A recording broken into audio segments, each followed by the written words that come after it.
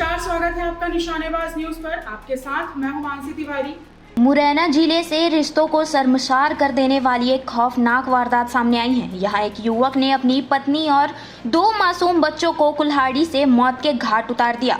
वारदात को अंजाम देने के बाद आरोपी गांव से फरार हुआ और मुरैना पहुंचकर ट्रेन के सामने कूदकर आत्महत्या कर ली। शुरुआती जांच में घरेलू विवाद और पत्नी पर शक की बात सामने आई है। हालांकि पुलिस सभी पहलुओं की गहन जांच में जुटी है। इस दर्दनाक घटना के बाद पूरे इलाके में मातम और दहशत का माहौल है। घटना मुरैना जिले के किशनपुर गांव की है। बताया जा रहा है कि बलराम नामक युवक ने देर रात अपनी पत्नी रविता और अपने 2 मासूम बच्चों पर कुल्हाड़ी से ताबड़तोड़ हमला कर दिया। हमला इतना भयावह था कि तीनों की मौके पर ही मौत हो गई। सुबह जब ग्रामीणों को घटना की जानकारी मिली तो पूरे गांव में हड़कंप मच गया और देखते ही देखते लोगों की भीड़ मौके पर जमा हो गई। ग्रामीणों के अनुसार आरोपी बलराम महाराष्ट्र के पुणे में मजदूरी करता था और कुछ दिन पहले ही गांव लौटा था। बताया जा रहा है कि वह अपनी पत्नी पर शक करता था और इसी बात को लेकर अक्सर दोनों के बीच विवाद होता था। गांव में हाल ही में आयोजित भागवत कथा के दौरान पत्नी के डांस करने को लेकर भी विवाद हुआ था। हालांकि पुलिस का कहना है कि हत्या के पीछे की असली वजह की पुष्टि जांच पूरी होने के बाद ही हो सकेगी।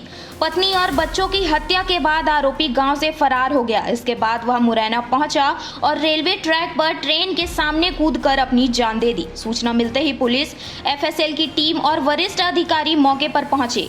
घटनास्थल से साक्ष्य जुटाए गए और पूरे मामले की बारीकी से जांच की जा रही है। मुरैना के किशनपुर गांव में हुए इस दिल दहला देने वाले वारदात ने हर किसी को झकझोर कर रख दिया है। शक, विवाद या किसी अन्य कारण ने एक पूरे परिवार को खत्म कर दिया। फिलहाल पुलिस हर एंगल से जांच कर रही है और घटना के पीछे की वास्तविक वजह तलाशने में जुटी है। ये थाना माता बसैया क्षेत्रांतर गांव किशनपुर है। यहाँ पे आज सुबह सूचना मिली, गांव वालों ने बताया कि एक घर में एक महिला और 2 बच्चों की लाशें पड़ी हुई है।